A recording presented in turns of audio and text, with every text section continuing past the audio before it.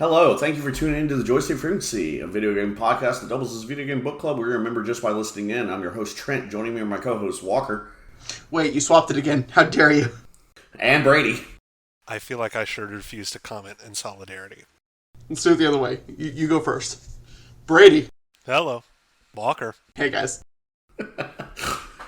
So, we took the month of July off. A couple of us went on vacation, a couple of us moved, but we're here, we're back, and we're ready to cover, the usual. Whatever the fuck we've been playing. Last time, I think we had our Jedi Survivor Part 2 Electric Boogaloo podcast, so naturally we're going to have a third one. No, just kidding. Instead, we decided that since we were going to be having some time off, it would probably be a good time for us to go to our backlog, so we all picked some games that did come out this year, but we maybe didn't get to whenever, right around the time they came out. So, for instance, today I'm going to be covering Hi-Fi Rush, a game that came out in January. I played Zelda. I played a lot of Zelda. I have a lot of thoughts on Zelda. My heart is very full because of Zelda. We're moving on. And I played Final Fantasy 16. And, Final Fantasy, you kill God, you do a lot of cool shit. Standard. So with that, thank you for joining, and we'll just get right to the podcast. First off, what else have y'all been playing this month besides that? Brady. Boy, howdy. I've been playing me some Baldur's Gate 3. This is a pretty new game at the time we're recording this. Just came out, I want to say last week before last. I think it literally came out this weekend, yeah. If you're a fan of D&D, first off, check out the Brink of Calamity live stream that we do every Friday night. Whoa, Second, crazy plug. You should play Baldur's Gate 3 because it's literally just D&D 5e ported into a video game with some slight changes to some of the spells. Some spells are a lot stronger, and some are just as useless. Looking at you, True Strike. Rip. Well, I guess next D&D podcast session, we get to say that we're sponsored now. Yeah, we are sponsored. Are we sponsored? Oh, we are sponsored. We sponsored ourselves. Hashtag sponsored by the Joystick Frequency. By Raytheon, America's favorite military contractor. I'm sure I'll get that joke after I play Final Fantasy, I'm guessing. Nope, that's just a real-life military contractor. Oh. Hashtag not sponsored. Alright, moving on. Walker, what have you been playing this month? Would you believe me if I said I picked up Elden Ring again? Fuck yeah, let's go. Wrong with me, dude. I decided to go big sword hit mode, and I don't know what I was doing playing mage the first time around. Everyone talks about how mage is the easy mode. I beg to fucking differ. I can clean sweep bosses in significantly less time now. Mage mode was just like, oh, I'm going to throw chip damage at people for a while, and now it's like, oh no, I smack and I deal like an eighth of your whole health bar. That's fun. It's been great. I'm at Radon now.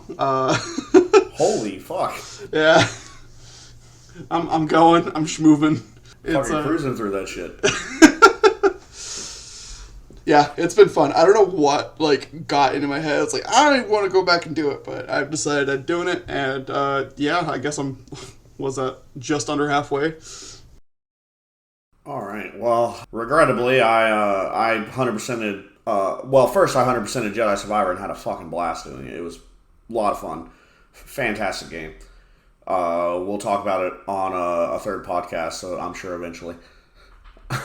Just joking. Maybe the end of the year. Definitely the end of the year, though. Then I, somehow had the thought to play in 100% Peggle 2. And now I never want to see Plinko ever again. So many pegs. So many pegs. So many balls. So much Plinko. What so I went through. What does the 100% look like for that? Completing all the challenges. Oh, Lord. Each level has 3 challenges to do for it. And if you don't do it in the first run, you can try it again in the second, by going back. And then each world also has 10, special challenges that, for instance, there's some that's, clear the whole stage with 1 ball, whenever you have, the multi-ball character but there's like 9 of the green pegs. So basically, you hit one of those and it just frickin' explodes and balls all over the frickin' screen. So a bunch of like just random weird challenges, but I eventually did it. It took me a while, and then after that, I started Hi-Fi Rush, but I also have been picking up a couple of other games that came out this year, specifically The Bookwalker, A Tale of Thieves. We'll see where that ends up whenever I finish it, but it's quite the interesting concept. I like it. Basically, you've been imprisoned or at least handcuffed to where you're not allowed to write anymore for a crime that I haven't figured out yet. But he has the ability to delve into books, and basically he gets contracts to go and steal items from books and bring it whenever he comes out. Like the first one you go get is a potion of immortality, and there are a lot of different choices that you make throughout to determine how things play out. And there's like a weird turn-based combat. There's just weird turn-based combat that appears in it that you wouldn't think shows up in this game. It's a lot of fun so far. Hell yeah, dude. I'm glad to hear. I know you were talking about it a little bit not too terribly long ago. And the story seemed really interesting. I don't know, obviously, how far you gotten into it at this point. Do you feel like you're getting close to the end? No, because I focused on getting Hi-Fi Rush done, so I haven't played anything past a little bit of the second level. Gotcha. But from what I've already dove into story-wise, it seems very interesting. So I'll probably talk about it again later on. Hell yeah, dude. All right, so before we just dive into the musical genius that is Hi-Fi Rush and the massive, expansive fantasy world of The Legend of Zelda, let's go fight some gods in Final Fantasy 16. My bad. Oh, Lord. You left out something incredibly important. You fight gods and look hot as fuck doing it.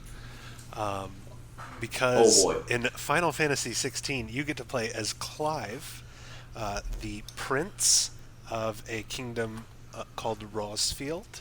Spoilers, it doesn't stay a kingdom very long, and you end up in exile. Not really exile, because there isn't a kingdom anymore, but you're kind of captured by another empire and forced to do kind of assassin-y mercenary work until you come upon a battle between gods, and shit pops off. The basic premise of the story is that you are a dominant of Ifrit, which is a fire god, also called an icon in this world. However, Ifrit isn't known to everyone else. Everyone else knows about the Phoenix as the fire god of this world, and there's only supposed to be one god of each element. So you being Ifrit, a second fire god, kind of weirds some people out. And your brother is Phoenix, the other fire god. So you... Naturally, it's Final Fantasy. So you go through and you fight all of the other gods in your quest to save the world from the slow decay that magic is bringing to the land through the mother crystals. And that's the basic premise, is that you're just fighting these giant godlike beings and trying to destroy all these giant mountain-sized crystals. A couple of things to point out there is, number one, when you fight, you get to fight both as a person and as an icon. So usually you fight as your little mini, like, human-sized person, and then you transform into the god and you have a giant kaiju battle. The visuals are spectacular, by the way, for this game. Just honestly, everything that I have seen, like, from it, because I've seen a couple clips from the different boss fights. Holy fuck! Holy shit! It is insane. Some of the visuals. They went to 11 in this one. They went to fucking 13 and ripped the knob off, man. It's crazy. They didn't go to 16. I think. No, I'll come back to that. Attaboy. After you beat the gods, you get some of their power, which is also something special to you, is that you can absorb the power of the other icons. Which Whoa, wait a minute, affects, that feels very powerful very quickly. oh yes, Fire squared. it affects how your attack combos go. So, normal Final Fantasy is kind of turn-based combat. Yeah. This leans into like a combo system more, kind of like Devil May Cry style, where you can equip different sets of powers, and your combos do different things. So you start off with the Phoenix because your brother is your friend and he gives you some of his power, and you have certain abilities with there, and then you fight and absorb one of the other icons, and then you get a second set of powers, so on and so forth. And I'll just go through those super quick. You have the Phoenix abilities, which are fire based. You have like a dash thing that runs into people and sets them on fire. Ignore that. That's wrong. I read that incorrectly. Ifrit has his own set of abilities outside of the Phoenix. One of those, Ignition, you charge forward and just run into people and burn them. You have a limit break, which is, standard limit break. You overtune your battle performance. And you have Will o' the Wikes, which is just a storm of fireballs that circle around you and do damage and absorb damage. Phoenix abilities are Rising Flame, which is just an attack that knocks people into the air. Heat Wave, which is just a wall of flame that launches several shockwaves. Flames of Rebirth is a massive freaking... You turn into the Phoenix and just shoot a giant ultimate ability at people. And Scarlet Cyclone, which is just spin attack. And you can equip those on different buttons. So you press your like circle, square, triangle, X buttons to execute different combos. And you can map them however you want. Each of the icons gives you an ultimate. The Flames of the Rebirth is the Phoenix one. It does a shit ton of damage and heals you because Phoenix. Nice. Basically, all of your abilities have recharges, and they take different amounts of time before you can use them again. You can't spam them, except for this special ability that you get one for each icon that you can just use whenever. For the Phoenix, it's a Phoenix Shift, which is like a short-range teleport that does damage, and you Nice. can Love a combo blink. attacks out of it when you're teleporting. The second icon that you get is Garuda, which is the icon of air. You take her out on top of a tower and absorb her power. You get Gouge, which is just you summon bird claws and slash people. It does a lot of stagger damage, which is great. You get Wicked Wheel, which is, again, knocks people up and does a lot of stagger damage. You have Rook's Gambit, which is a counter. And then the ultimate ability is Aerial Blast, which literally just summons a tornado that hits people and picks them up and spins them in the air for like 5 seconds, which was on almost all of my builds. And then the special ability for Garuda is Deadly Embrace, which is like a grapple that you pull people towards you or pull yourself towards them if they're big. The third icon is the icon of lightning, Rama, Ramuh, the standard Final Fantasy gods. All the Final Fantasy games have the same gods. His abilities are Pile Drive, which is an electric strike in a radius around you. Lightning Rod, which shoots a ball of lightning that chains to other enemies. Thunderstorm, that does a lot of...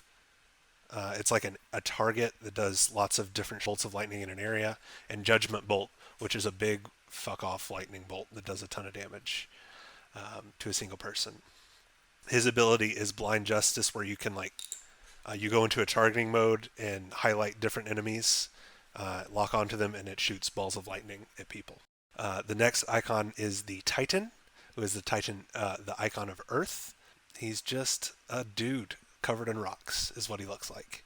His ability is Raging Fists, which is just you walk up and punch a lot of people with rock fists. Really quick, lots of punches.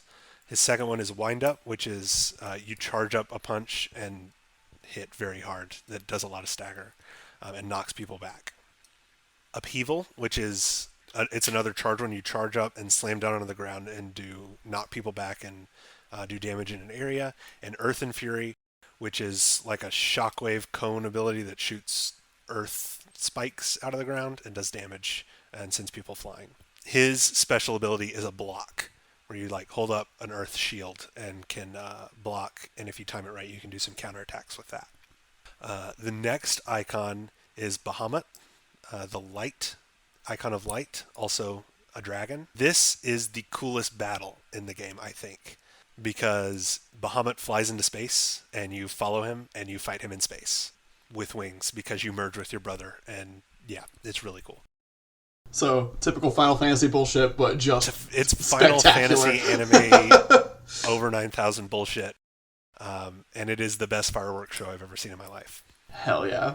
So, Bahamut has Flame Breath, which is, it's like a flamethrower ability of light. Impulse, which summons a bunch of light spheres, and when they hit somebody, they just stick to them and keep doing damage, hold them in place. Satellite, which is, you summon a couple of light balls around you that attack when you use magic. So it's like a auto attack buff. And Giga Flare, which is giant fucking laser that you shoot out of your face. And, okay, so all these abilities, fucking phenomenal toolkit it provides you. Yes. How often are you able to, like, swap these out? Is it super, like, accessible, or is it, like, there's certain points you need to go to do it? The way it works is you have 3 kits, essentially. You choose one icon for each kit, and that is, you get that icon's special ability, and then you can map. You start out only being able to map the abilities of that icon to that kit. Right. But if you master an ability, like put points into it and level it up, you can map that skill onto any icon. So by the end of the game, you can mix and match and put any of these abilities in the same kit. Whoa, and okay. you get to switch between kits just by hitting right bumper, left bumper. I think those are the buttons. So you can alternate between them very quickly. You have about 9 abilities that you get to use pretty regularly and 3 special abilities that you can use whenever. And the cooldowns are like 15 to 30, 40 seconds for the big abilities, but you also can get cooldown buffs and stuff like that to reduce that timing. Sick, okay. Yeah, you get a lot of flexibility with how you want to build your battle kit in this game. Would you find yourself, like, sticking to the most? Oh gosh, so I don't think I ever got rid of Phoenix icon because the short range teleport was so useful. A blink is always fun, right? Blink Being is able to just always fun. Oh, yes. The Bahamut I used a lot, special ability, because it's Wings of Light, where you charge up, and when you do a dodge, it increases the charge time, and you charge it up to 4 levels, and then when you release it, you just do massive AoE damage all around you as like light bolts rain down and hit people. You can just like charge that up, walk into combat, let it go, and just, if it's low level mobs, just win the combat that way after you dodge a couple times to charge it up. It's really strong. Beautiful. Giga Flare was almost always in my kit. The Tornado was almost always in my kit. I used there was a single ability in the Phoenix kit that just does a ton of damage that I used often, and a lot of the punches from the Earth Titan I used a lot, because boy do they do damage. Just some solid blaps. Just punch the shit out of people. So yeah, that's Bahamut. There are 2 more icons because there's so much. So sorry to pull away. I was just genuinely curious good. how quick it was to swap these out. If you have questions. Yeah. The Shiva is the ice icon. I'm not as familiar with these abilities because you get them super late in the game. Diamond Dust, which is the ultimate ability, I believe. You have a giant circle where you just freeze people and do massive damage to them. And if they are frozen, they take additional damage from any other attacks you do. Nice. I think Diamond Dust has been like Shiva's big move in almost every iteration of Final Fantasy. I think a lot of the Giga Flare has always been Bahamut's too. I want to say Judgment Bolt has also been one of Rama's. I think these are very... Final Fantasy likes to reuse names. I'll say that. At least for its gods and mechanics. Oh, for sure, for its gods and mechanics and its monster names. Look, man, if it ain't broke, and when you got a franchise that's running as long use as it this one, 16 times in a row. yeah, man. Rhyme is just a giant ice crystal that traps people and does continuous damage to them. Ice Age is like a line ability that shoots icicles out, and you can hold it to do more damage. And Mesmerize shoots out a bunch of ice shards that draw people to you if they're smaller. Shiva's special ability is kind of meh. It's like a dash, which if you time it right and attack out of the dash, you can freeze enemies. But I didn't spend enough time with it to get good at it, so I never really used it. Odin is the god of darkness, icon of darkness, and is one of your main enemies throughout the game is Odin. And he has a really interesting kit based around his special ability, which is called Arm of Darkness. It replaces your sword with the sword of Odin, because Odin is just a guy on a horse, but big. Nice. And you get his sword, and as you hit attacks and hit with abilities, you charge up a gauge. And once you charge it, you hold the attack button, and you do just a ton of damage in an area in front of you. And the more you charge it, the more damage you do. So all of his abilities charge up his gauge, and that's a good portion of that.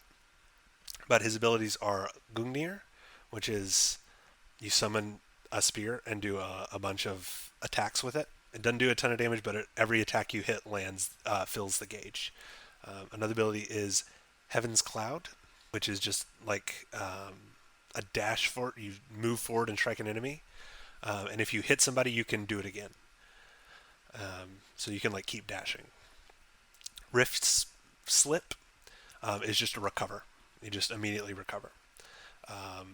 And Dancing Steel is you summon a second sword and you just do a flurry of attacks in front of you, and each hit fills your gauge. Oh boy, I'm tired of talking. Yes, those are all the abilities that you get, and you can mix and match and put them all together however you want, and they all look sick as hell when you're doing them. Hell yeah, dude. I mean, what a variety of tools to be able to offer. And so you gain each of them after, like, as you make progression through the game and take down each of these icons. So it seems like they're probably spaced out pretty well, too. It gives you a chance to, at least a little bit of wiggle room to experiment around with them between each. Yeah, for sure. I mean, you definitely get I would say, up until, like, Shiva Odin, you have plenty of time to experiment and play around with things as you're doing, like, side quests and stuff. If you're like me and try to complete everything you can do before you do a main mission, you won't have as much time with Shiva or Odin. Oh, I see. Because they're towards the end, but New Game Plus, baby. I think you can keep your... I think you get to keep your icons in New Game Plus. But yes. Yeah, so because I know I played through Final Fantasy 15 a lot, and although Noctis was a good primary character, I think some of the like side characters actually stole the show a lot of time, like Gladys and Ignis. So what kind of like how are the side characters in this game comparative to those of the others? So specifically, Final Fantasy 15, I think, is a very high bar as far as side characters go, just because that game is about a group of buddies on a road trip. But that being said, this does have a great cast of side characters, some of which will follow you throughout your missions and like help you fight and shit. You have a Cid because it's Final Fantasy and you need a Cid. He is the dominant of Rama, so he has lightning powers. And he is very swashbuckling and has a very sexy voice, and is very British. And he leads a slave rebellion because people that can use magic are enslaved in this world. And he kind of has like a camp of freed, what they're called bearers, which you end up working with and kind of becomes your base of operations throughout the game. Then there is Jill, who is your best friend from childhood. She is a princess from some northern territories that came to live in the castle of the Kingdom of Rossfeld. And you got split up when the kingdom was destroyed, but you find each other at the end of like the tutorial mission. And she is the dominant of ice, Shiva. And she also runs around with you and helps you fight, and is a love interest for sure. Canonically, a love interest. And it takes, I think, in-game, like 7 years for your character to realize that she's down bad, which is kind of annoying. I mean, it's the best friend from childhood character. Of course it is. I mean, Yeah. fucking Final Fantasy is based on anime, or at least it's got to be. Yeah, they this slow point, burn so. the shit out of it. But that's fair.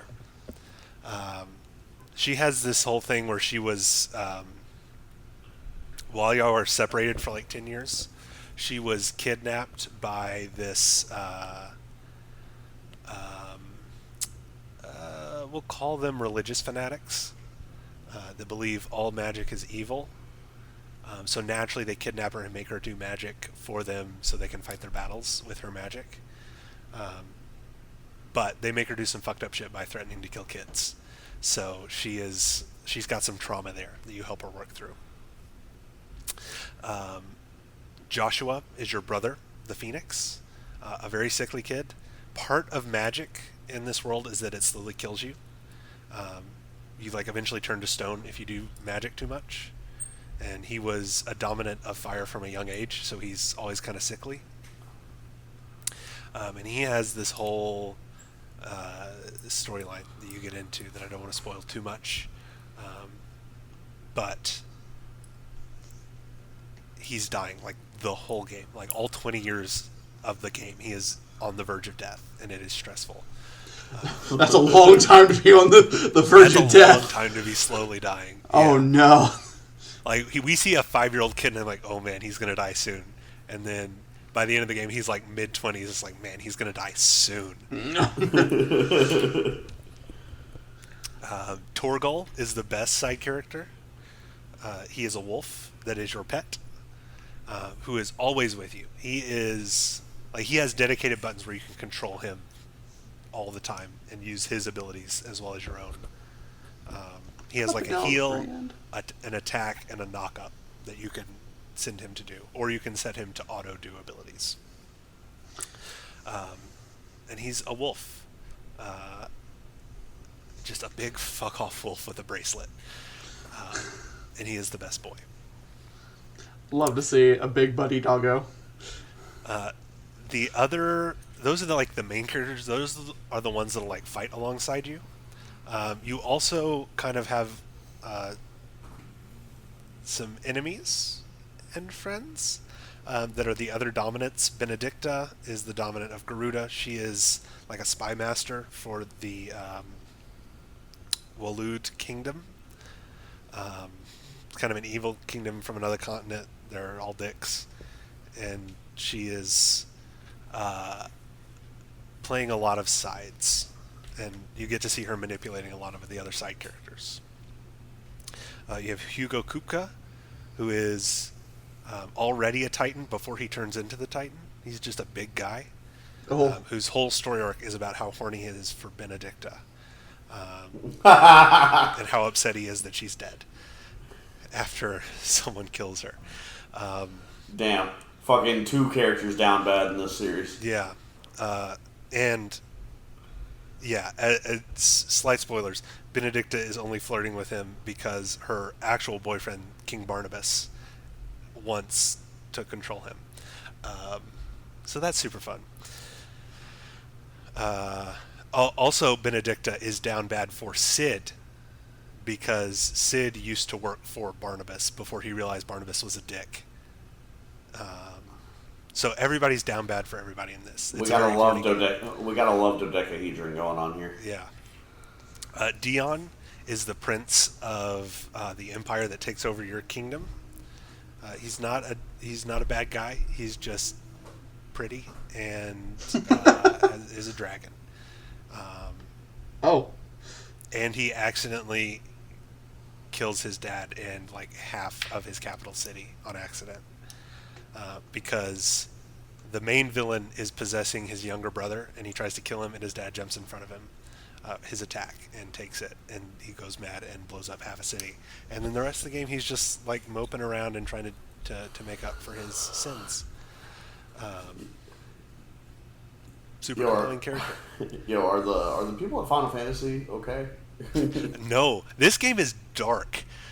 It is not a happy game. Real adult. It's rated M, and it earns it.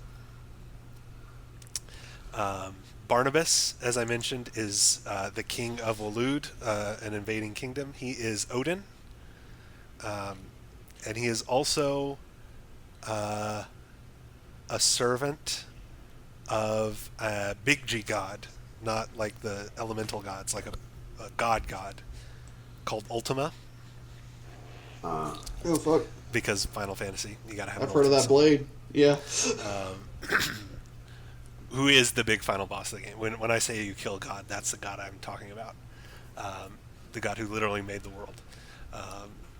Damn, that is a big task. Literally made the world, and you are Ifrit. By the way, is his old body. But also, every mother crystal is a prison for his hive mind other bodies that are also Ifrit, that were absorbing all the magic from the world so they can make a new one, because this one sucks. The further you dive into a Final Fantasy game, the more fucking convoluted it is. Look, at some point, you just either spend a lot of time reading the lore, or you just nod or you and just say, okay, ignore cool, it and next. look at the pretty lights. Yeah. An honorable mention, last character I'm going to talk about is Byron, who is your uncle, and is ride or die, and is very funny. And I love him. He's just an old man who's rich and thought you were dead, and then when you come back, he just does whatever it takes to help you with your goals, including bankrolling your whole revolution and making sure to finish all his soup before you start a bar fight. Classy individual, indeed. Yo, gives me Uncle Iroh vibes. Very Uncle Iroh vibes. Just a little more... we stan Uncle Byron. almost Bard style, like charisma, if that makes sense. Like very bombastic. Yes. He's amazing. Yeah, and as I mentioned, Sid is kind of running this whole slave rebellion because people that have magic don't want to be slaves. And eventually, you inherit his title as Sid and take over the whole revolution yourself. And you get the base. And as you move on through the game, you get different trophies that go up in the base and progress the different areas. And there isn't a lot of visual improvement to it, but there is a lot of like side characters that you can talk to in your base and develop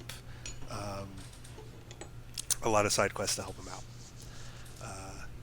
It's a neat little area that you get to go to. I think that's it.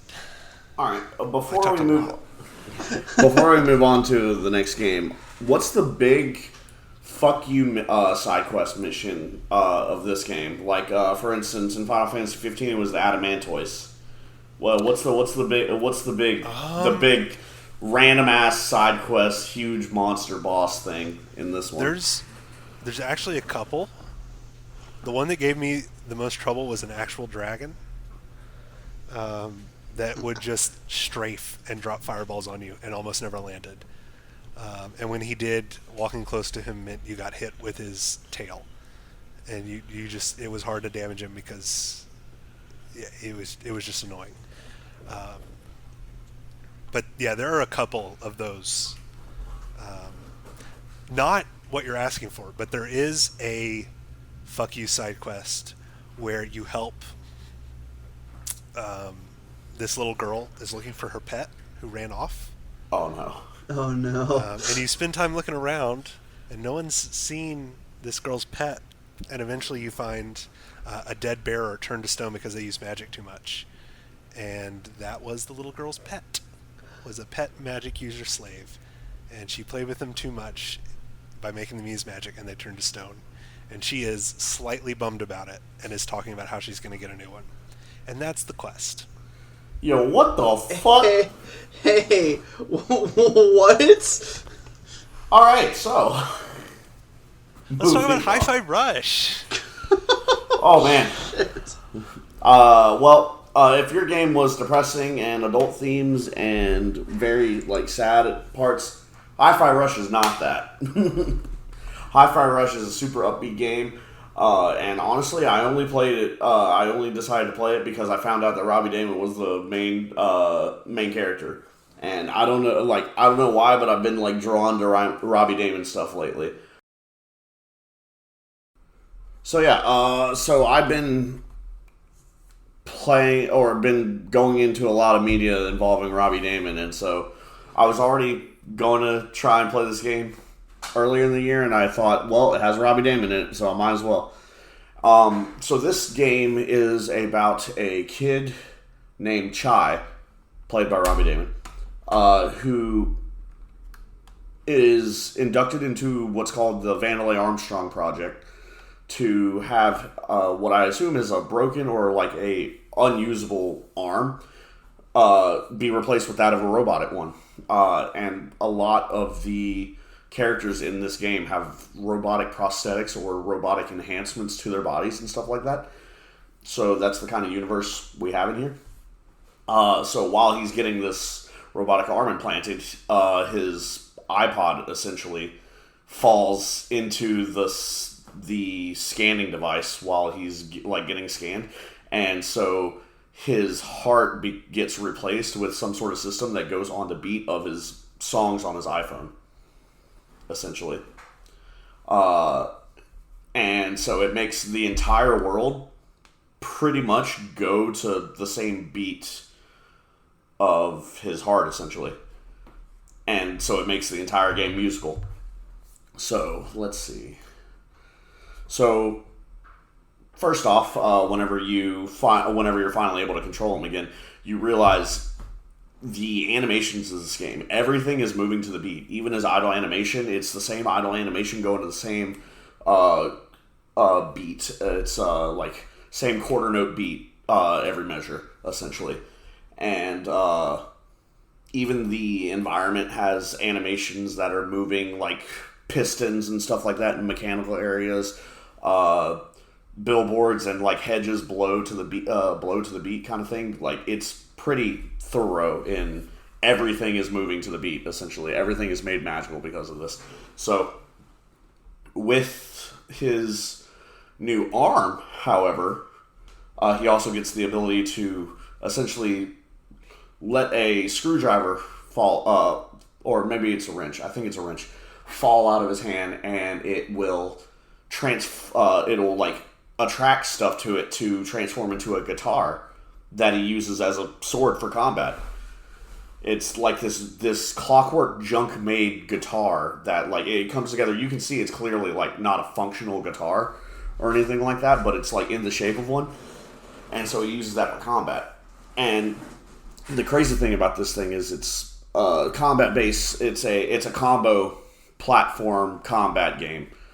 And so in the combat, all attacks are done on the beat by you, the enemies, anything. Light attacks essentially will go on every quarter note that you press them. Heavy attacks will go on every half note that you press them. And so you sit there, you have your regular combos. Whenever enemies attack you, you can parry. And the more on beat you are, the higher your points that you'll get. And you'll get a score after every combat. And essentially they call each combat a chorus. And every level has so many choruses that you'll go through. And each one will get I assume an S to D rating. Where obviously S being the highest, D being the lowest. And so at the end of the level, it takes the average of that and will give you a rating for the entirety of the level based on that. In your combat, you also will eventually get support characters that you can call in to better fit your combat flow. You can call them in to do counters after your parries. You can call them in just to make space because they have some sort of they have a bunch of status abilities that they can do, as well as just do damage instead. And you can also call them in on certain attacks to just make flare and to do more damage essentially whenever you're finishing one of your combos. Because at the end of every combo, or at least every scripted combo, there's a circle that'll appear in your HUD, and as the circle shrinks down to meet another standard stable circle that's not moving, if you hit it perfectly on beat, that's called a beat hit, and it not only does a lot more damage, it adds a higher score modifier, as well as really flows with the rest of the combat. And there are some attacks that you can do those with your allies, and you'll do combo attacks with them, essentially. Characters, you'll have Chai. Chai will meet, first off, a cat robot that will transform into a floating orb that's always standing around him, that has really good idle animations to show where the beat is, just in case you have a bad time hearing it and being able to adapt to it.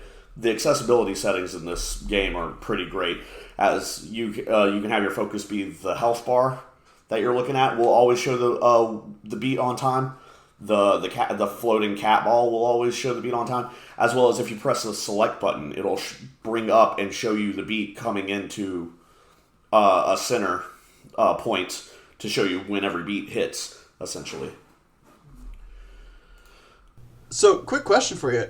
As someone who does not have, an exceptional background in music or, even rhythm games in general, how would I fare in something like this? Honestly, I've played Guitar Hero. I could never get above medium on it. Guitar Hero and Rock Band, I could never get above medium on the difficulty for it. So, even going in with as little as I did, I was still able to, at least after the first few levels, finally, there's a point where it will click and you'll actually be able to start doing stuff effectively. And the game's pretty lenient in the first few levels as well. You don't take much damage, obviously. It doesn't, even if you're off beat on your attacks, it doesn't harm you per se. Sometimes if you're going a little too fast, your attacks will still flow to the beat of the game itself. So you might be spamming the X button to do your combo. It's still only going to play out as fast as the beat's going in the game, essentially. So the only thing you might not get is the flourish at the end, essentially.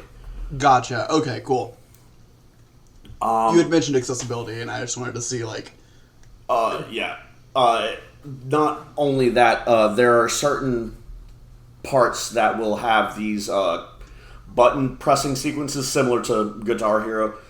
Whenever you're doing certain rhythm things, there's an option to set that to where it's only pressing a single button, so you can worry more about being on beat than having to figure out which button you press before going into the next one.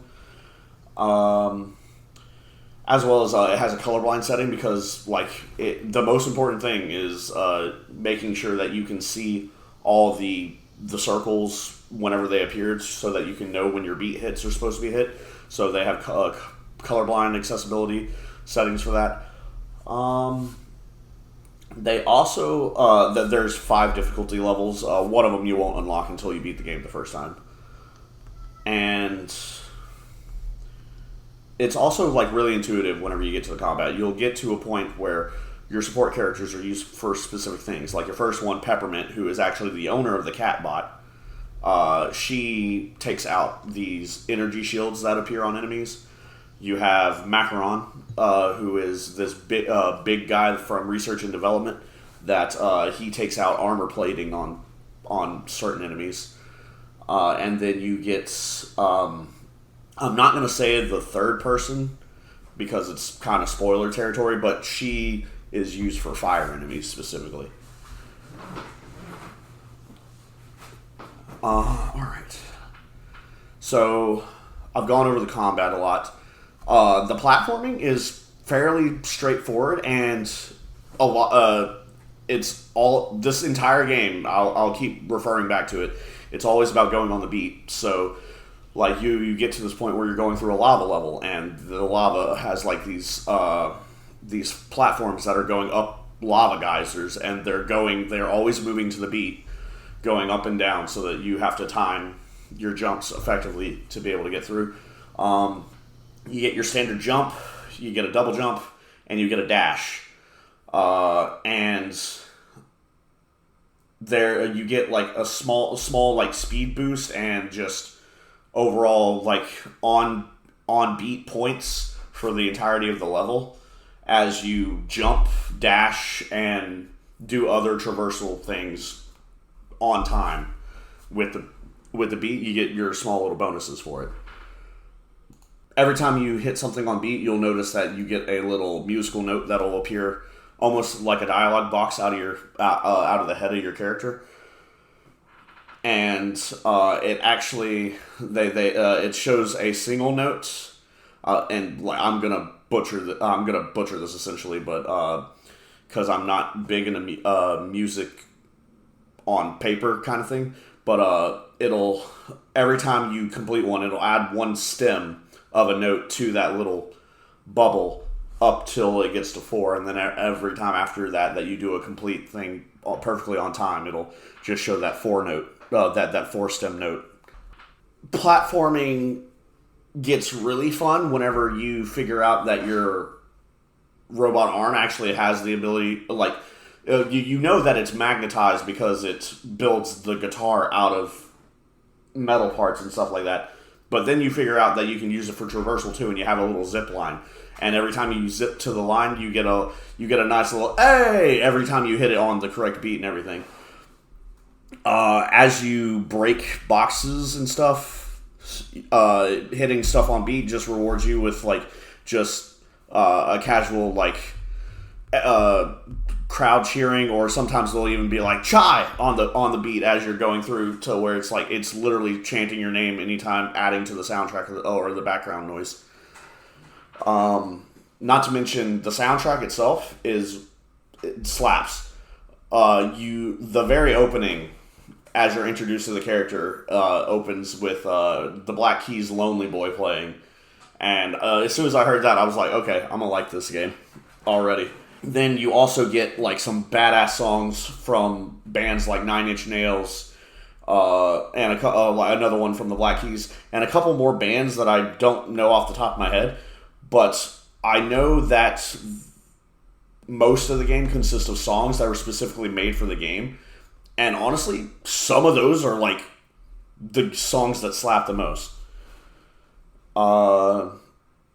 There's a big moment at the end of the game that has just this nice little melody that plays while you're doing a quick time events button pressing segment, and I've gone back to play that level a couple times just because I enjoyed it so much. So most of the levels end in a boss battle with some sort of shtick to it. Given that there's a whole bunch of robot themes in this, you fight a lot of giant robots, and you fight a bunch of people that have robotic enhancements, like big arms big arms made of metal, and all of the bosses are people of this Vandalay company that gave you your arm, or essentially gave you your arm.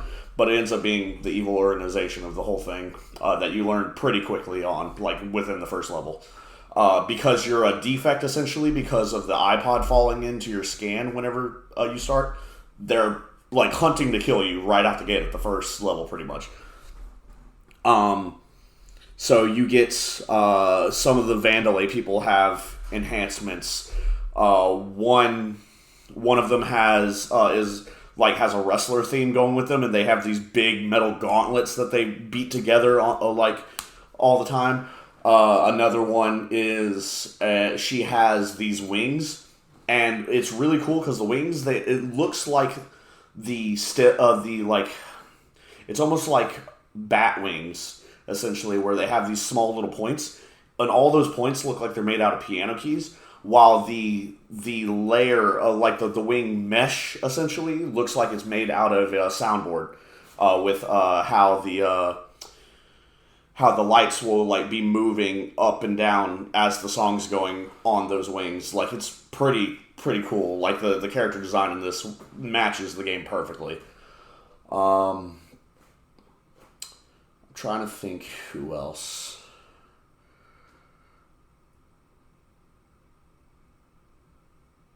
No, so no others come to mind that I can't like really spoil. So, moving on to some of the things that like will change up the gameplay style and stuff. You have different combos that you'll collect and buy from your companions. You also get special attacks that you do whenever you fill up a reverb gauge, which is essentially like your special meter. And once you fill those, like, you can customize which one you do. It can vary from standard attacks that you do by yourself to combo attacks that you'll bring in one of your allies to even bring in the cat robot to be is the final fucking move. And it's just this one claw attack that apparently does the most fucking damage in the game, but it's super close range. Like, they have to be in your fucking face to do it, essentially. And it uses like the most bars that the game requires for a special attack. So, this game's real good about fourth wall breaking, and the amount of times that it says, what? It's not like this is a video game or something. And then, like, you can almost imagine Jim from The Office looking at the camera. So, like, it's a very fun game. Going back to these loadouts, I'm getting off track a lot, so going back to these loadouts that you can get, you can also customize these chips that you'll get that will add little bonus effects to certain things you do. You can get them to where they can buff certain allies. Like, for instance, the peppermint chip, you can get it to where she has a chip that will stun. Like, whenever you call her in, she does an attack that will stun an enemy. You can get a chip that will make it chain to another enemy, and each chip has 3 different levels that you can customize it on. You can either take up to 5 chips, all level 1, or you can have a chip at level 3 and 2 chips at level 1, or any customization that will go within that, within those 5 chip boundaries, essentially. And then you get some where Macaroon, who takes out the armor on the enemies, will sometimes get a double hit and will essentially knock off that much more armor whenever it gets to him, or whenever he hits a guy. And yeah, that's pretty much it for the loadouts. I think my favorite one is the Overdrive Slam, because you'll be mid-battle and you'll activate the special attack, and then all of a sudden the a note sequence of key presses will just appear at the bottom of your screen, and you hit them all correctly to essentially max out the damage that you do to this. And it's a wide range, pretty medium range attack that you just slash these people, making the shape of a music chord as you slash to do damage to these people. It's really cool. And then, yeah, I think I've covered a good bit of it. The game's got all sorts of collectibles. You get these broken Armstrong chips, which are essentially how you buy some of the chip power-ups later on in the game. You collect gears as your currency all throughout the levels. Yeah, I think I covered most of it. I mean, awesome. You had me at Robbie Damon.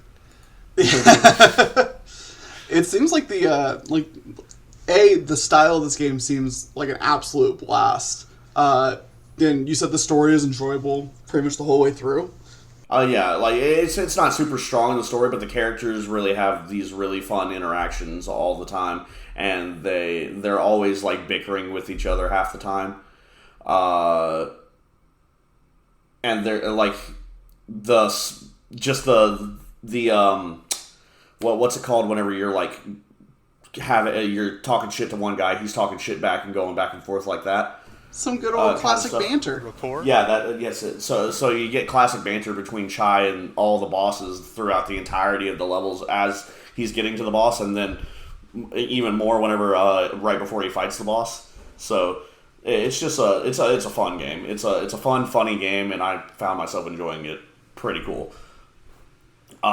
Some of the cutscenes in the game were really cool because you'll see that Chai will have, like, his guitar will turn from this piece of shit metal, barely strewn together guitar that's all magnetized, that all of a sudden it will go and turn into a real guitar that you can customize, by the way, later on in the game. And then fucking just, like, you just whack the shit out of someone with a real guitar and just, you hear the BAM! as it hits. Fucking great. Awesome. Damn. Next time, this sounds like a game I might need to pick up. I'm a big music guy, so this sounds hella atmospheric. Oh yeah, it's definitely atmospheric. It's one of those games that like I try to find as many games as I can that I can like put on a podcast or put on music while I'm playing. This is not one of those games. This is one of those games you have to be listening to it while you're playing it, or else you're not going to get half the enjoyment. All right. Well, I think that leaves us with this little game you might not have heard of, unless you're a big video game nerd, called Legend of Zelda. Well, it's just this little indie title. I'm It's not like sure if you guys would have really like paid much attention or anything. It's not like it's like popular or anything like that. No. We gotta. Yeah, give me 1 second here. Boop.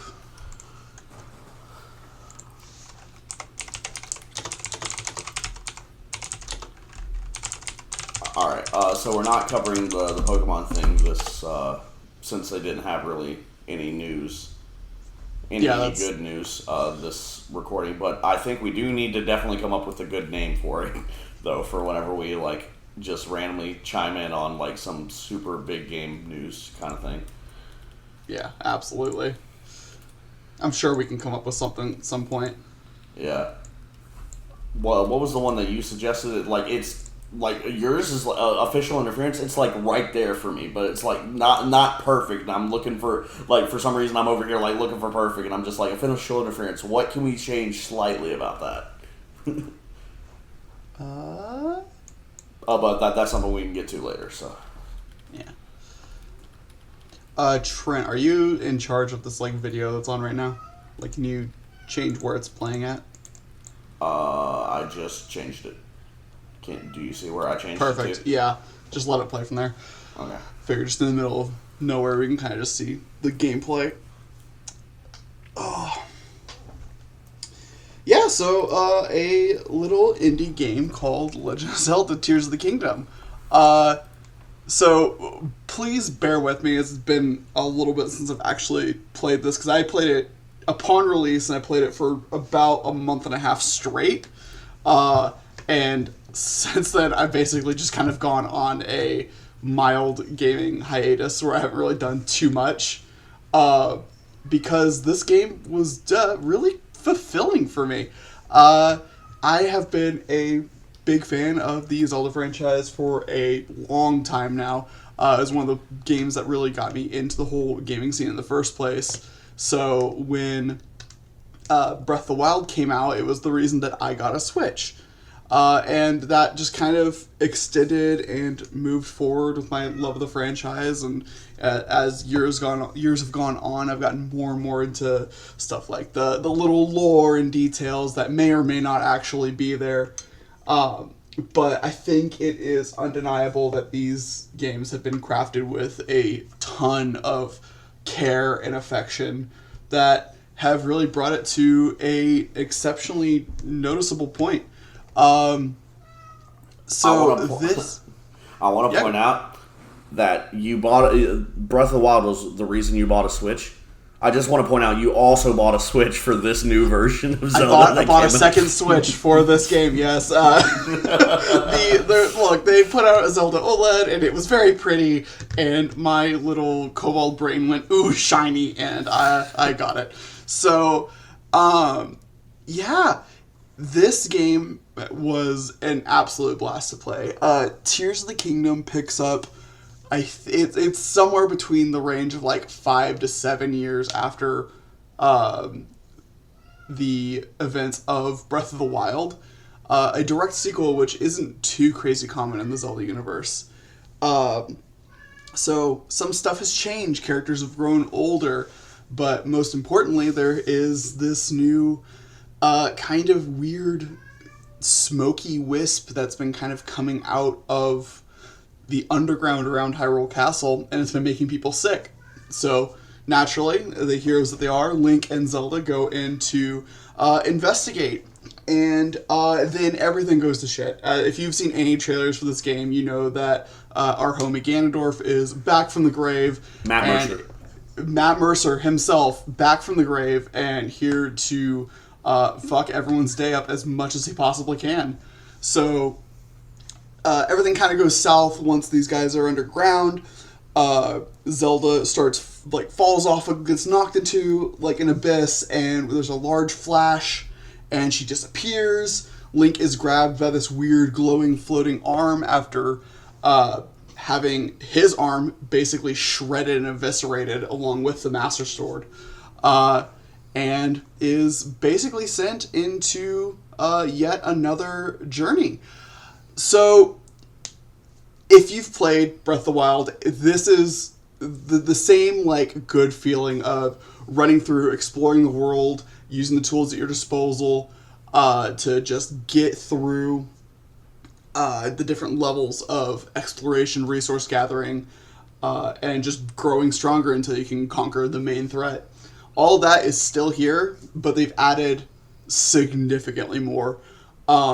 While the first game, you only had the base level of Hyrule to interact with, a kingdom that's long been, like, destroyed and overrun with just, like, little well springs of life cropping up here and there. This Hyrule is a little bit different. With the awakening of Ganondorf led to an event called the Upheaval, which means stuff started flying up into the sky, and now ruins are falling from the sky into the ground. Caves have opened up around the world. Giant chasms have also split into the earth that allow you to descend deeper into the earth than we've ever seen before in this series. So much stuff. I think I'm just going to go ahead and start with the different maps that are available to you, because in this game, you've got that same base level of Hyrule, but quite a bit has changed. The topography has changed quite a bit. These crumbling ruins are now actively falling from the sky, allowing you to get different like vantage points and explore that way. In addition to caves having completely split into the earth, vastly improving the just detail that you can get into with you're going about your adventure and there's a cave there. You can dive into the cave. Every cave has got, whether it be a piece of armor, weapons, items for you to just gather. There's so much looting, so much exploring, so many fun and interesting places that you can go to. Oh, man. It's hard because when a game is this big, there's just a lot to talk about. But something that the Nintendo has done, the Nintendo, has been focusing on the sky for the marketing, which is a cool new element that this game has brought, where, shit is in the sky now. There are these massive sky islands that are spread about the entirety of the map that you can access from various points that launch you way up high.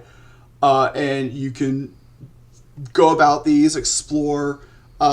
Despite the massive marketing push that was around them, they are pretty minimal in overall game impact.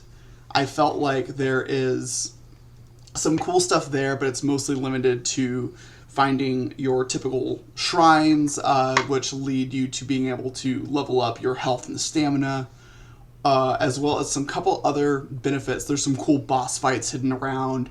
There are some really cool, like, puzzles and, like, skydiving challenges that are built into some of these. But for the most part, the main thing that you're going to find here is going to be chests that have treasure maps.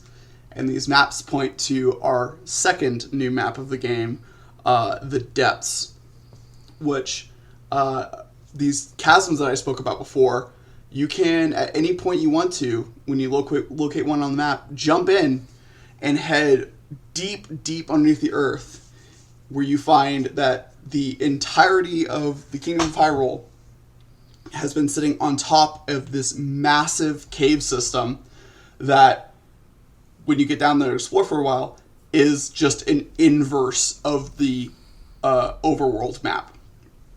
So anywhere that there would be something like a mountain, there's this deep, deep valley underground with just tons of enemy encampments and resources for you to explore and find.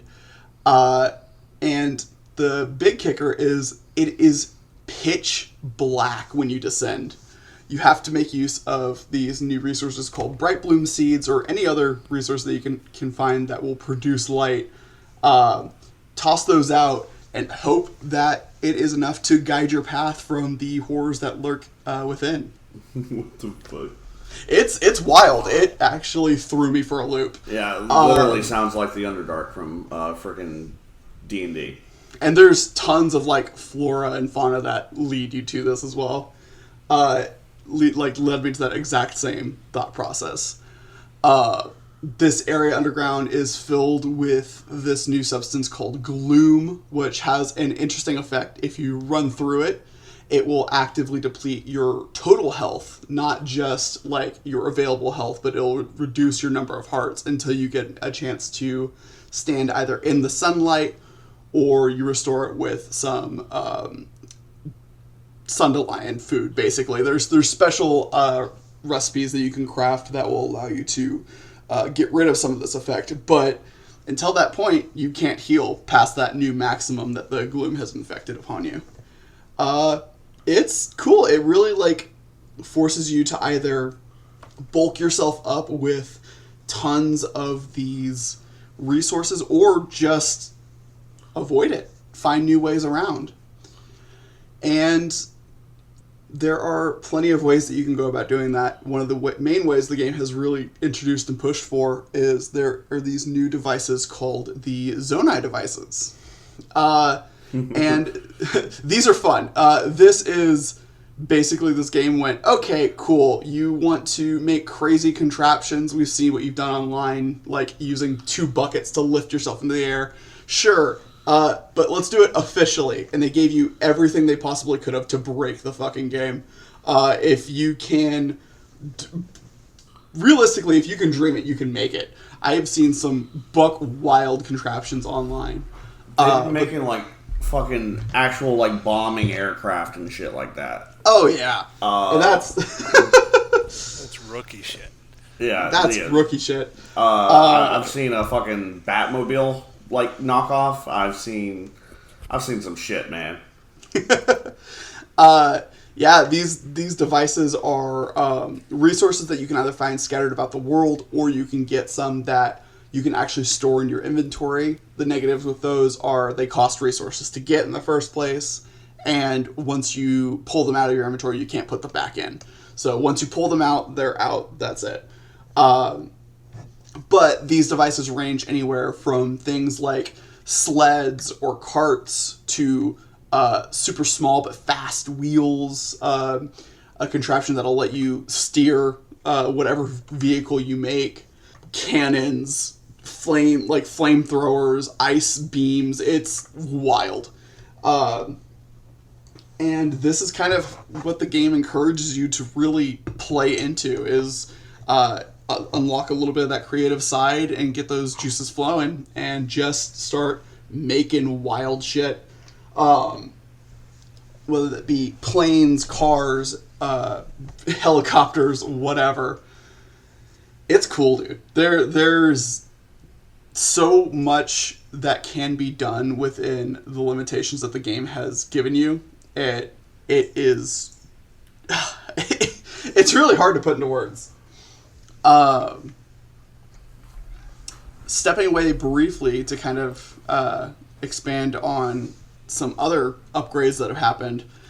In Breath of the Wild, you had a slew of abilities that allowed you different ways to interact with the world. They included stuff like bombs. They included stuff like a stasis ability, which let you lock things into place and then apply a force to them, after which they would move.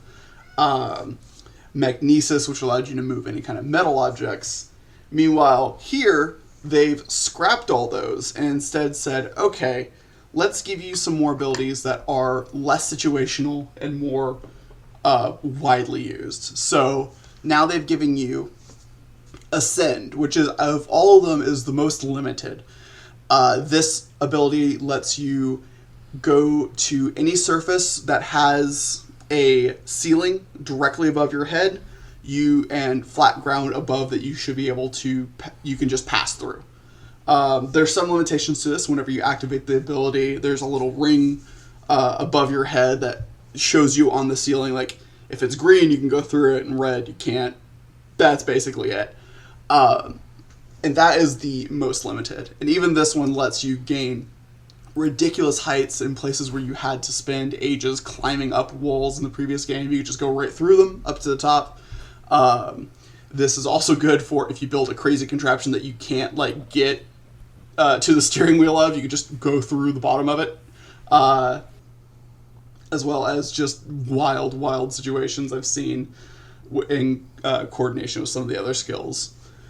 One of which is Recall, which is a time-based ability. Any object in this game, for the most part, that has physics that is applied to it, you can rewind it and let it just go for something like 5 to 10 seconds into the past. So if you decide, okay, cool, I just threw a sword, but you know what, I want it back. You throw the sword, you hit the recall button. If you can select the sword, you can fling it right back to you, grab it, and start using it again. And this can be used for if, hey, the enemy's throwing rocks at you, you can launch them right back at them. If there's these giant pieces of rubble that are falling from the sky, I can climb up on top of it, rewind it, and go way up into the sky and have this giant point of just a viewpoint, be able to see where I want to go and start heading that direction. Additionally, you've got a new ability called Fuse, which is... Ooh, this is where we start getting into the crazy fun ones. Fuse lets you, as the title suggests, fuse items to your variety of weapons. Whether that be applying bombs to your arrow tips so that when they make contact they explode, or some new hidden abilities on some random items, like the eyeballs of various creatures will cause your arrows to hone in to whatever you're firing at. So you don't need to be like a god shot to be able to headshot enemies from crazy far away. And stuff like the gemstones, when equipped, will provide massive explosions of their respective elemental effects. So you equip a ruby to an arrow, and it'll explode in a fire explosion in a very large area. And this goes for pretty much anything in the game. If you want to attach a chicken wing to your arrow, you can. If you want to attach a spear to your spear, so you have a spear, go for it. It is wild just how much the game will let you fuse. For example, one of the things that I did constantly was I was constantly equipping the Zonai cart attachment to my shield, and then I would do shield surfing, and it just made a skateboard. So I would skateboard around Hyrule, just flying around. It's crazy. I loved the variety of stuff that Fuse let you do. So you could theoretically put like an engine on a minecart and then attach that minecart to your shield and have a rocket-powered skateboard. So, unfortunately, a fuse is limited to just allowing one item equipped at any given time. So, no rocket-powered skateboard. Game but devs, what are they thinking? don't worry. With the last ability, Ultra Hand, you can absolutely equip a rocket to a minecart, jump in the minecart, hit it, and go flying. Ultra Hand is where you get all these crazy contraptions that people are building. Ultra Hand will let you stick any item. Well, it will let you pick up, manipulate, and move, and attach any item to any other item that can be picked up, manipulated, and moved. This allows you to build various structures, various devices. If you wanted to build a floating rail, not a railgun, I'm not sure if I've seen anyone do that yet, but you can equip like 30 lasers to a floating shield, put that into the air, and just pull other enemies into it and just let it deal with them. There is so much variety that this ability offers, and they can all be used in conjunction. One thing that I've seen people do is throw a spear, walk over to wherever it lands, attach like a big flat surface to it using Ultra Hand, just like a random piece of wood or something, stand on top of it, hit recall, so that the spinning that happens with the spear will be reversed and it will launch you into the air since you're now standing on this item that's moving in a circle really, really quickly. It's bonkers. The level of detail that went into this physics system to make sure all these interactions would work the way that you expect them to is just incredible. And I never once in my, I think, 135 hours of this game felt like I was doing anything that like broke the game past what the developers were intending, which goes to show, just incredible. It's kind of crazy when you have a group of developers that are able to make something like this that literally baffles all the groups of every other developer of the world, and they're like, we don't know how they did this system so effectively. The premise of recall on its own, the fact that that every single item is basically holding onto the memory of where it was for the past 10 seconds, the fact that it can do that and not just catch fire on what is for all intents and purposes a tablet from 7 years ago is insane. I mean, I could probably keep talking forever, but I would get very rambly very quickly. So real quickly, I want to touch on two additional things. The side quests and shrines that are offered in this game are incredibly well put together. A lot of the new shrines that have been added, very similarly to the ones in Breath of the Wild, are meant to kind of test your knowledge of the mechanics of the game and your creativity in a lot of places. But with the things that you can do with these new abilities, Ultra Hand specifically, it just goes crazy with it. They have made shrines that have literally stumped me. I remember sitting in this one shrine where you have a series of rails that you need to get just down, but they're super wide and you have a piece of metal with you. You need to use that to... You have that, a couple of fans, and you need to like position them in such a way so that they can grind across the different metal bars, not fall off, but then halfway through switch to a different set of metal bars, and just do that seamlessly. I was stumped there for probably about 45 minutes. Then I was finally able to conquer it. My partner then proceeds to play that exact same room later on down the line, and just decides, you know what, I'm not going to use that. I'm just going to shield surf across the bars and grind my whole way through the thing. And she beat it in 15 minutes.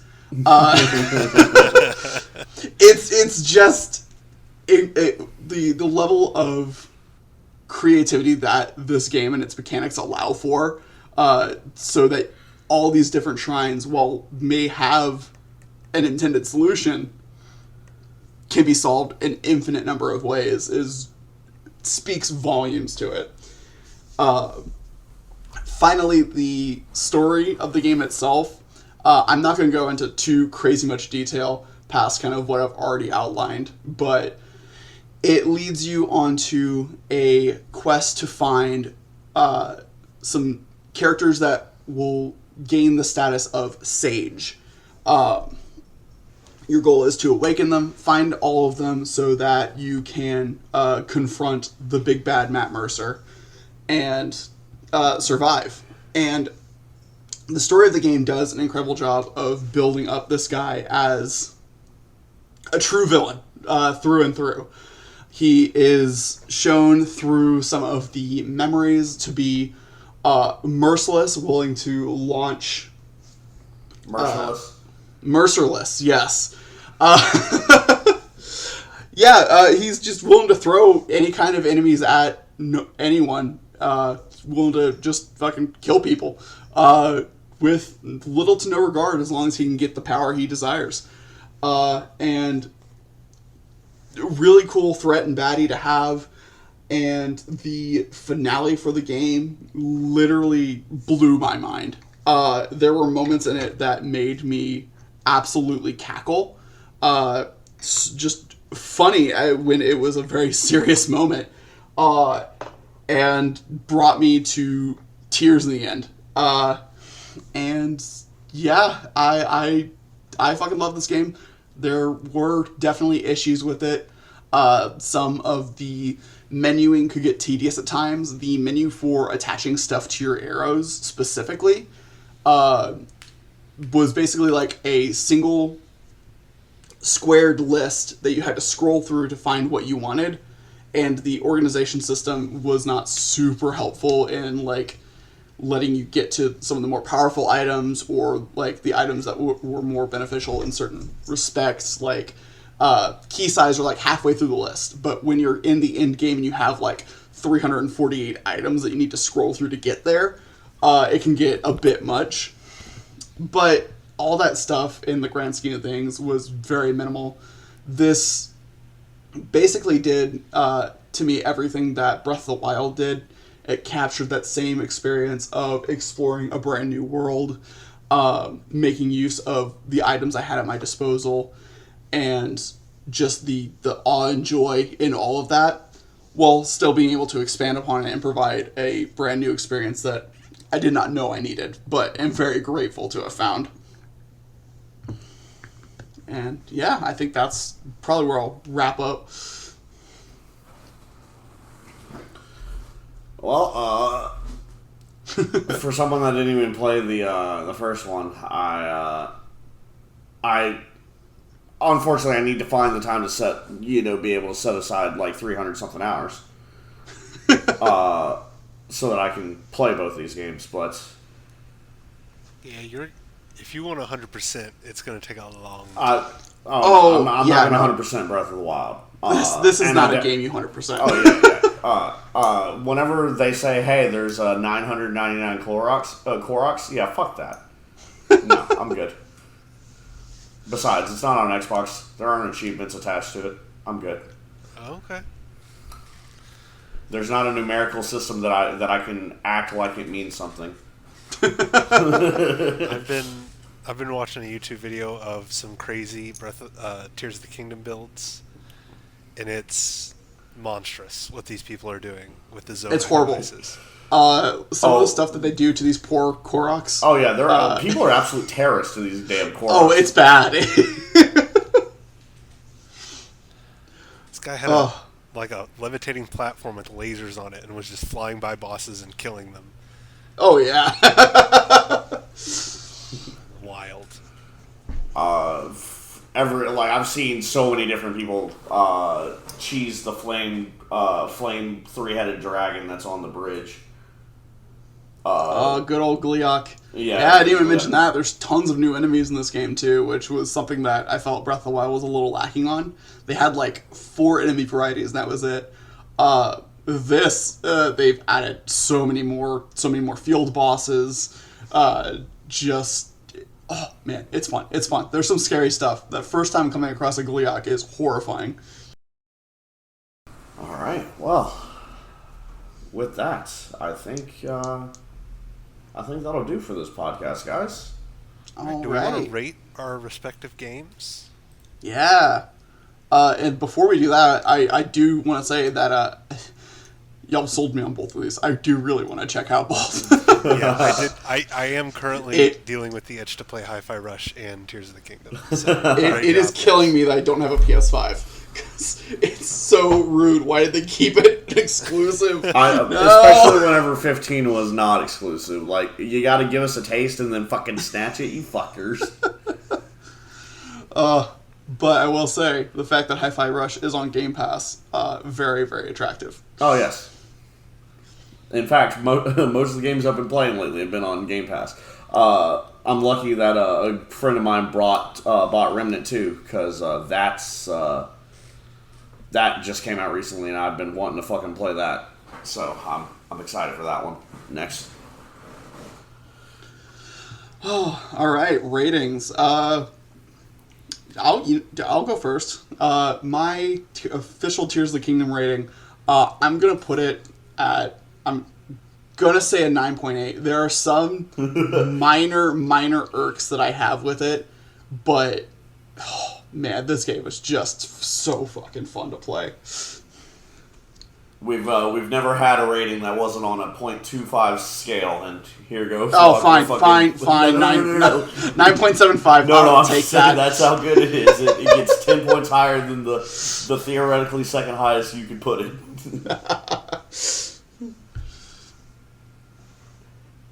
Well, Brady? I would give Final Fantasy 16 a 9. A straight 9.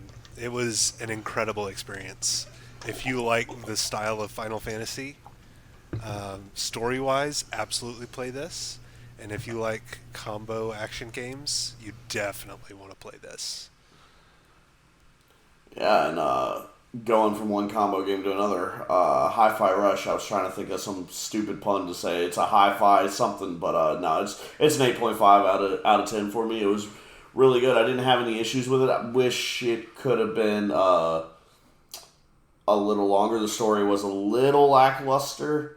It was super enjoyable. So I'll give it that, and hope that they put this much love into their next project too, because man, there was a lot of love put into this game.